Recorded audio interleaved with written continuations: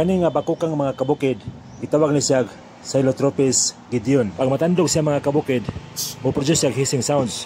Ug mao niya pang panghinadlok sa iyang mga kalaban. Ma-produce ang tingog mga kabukid, pinaagi sa pagbangga sa iyang lawas, iya sa iyang pako. Ang kinaon nila ni mga kabukid, mga humok nga parte sa kahoy, tubo, saging, ug dangan kay ni siya sa kalubinan mga kabukid. Tawag sa ibabaw nga sungay mga kabukid, thoracic horn.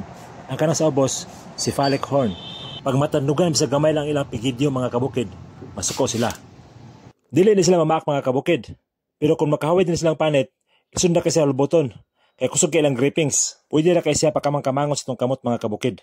Ayon kung kuhaon nimo, ayaw birahag kalit kay sakit. Pasagdi lang siya nga mukamang, yan ipaduol sa mga objects sama sa kahoy para siya rin mo-transfer sa iyang kaugalingon. Daghang salamat sa pagtanaw ug hinaot nga nakahatay duga patuloy sa dualon niyang panginabuhi. Bye-bye.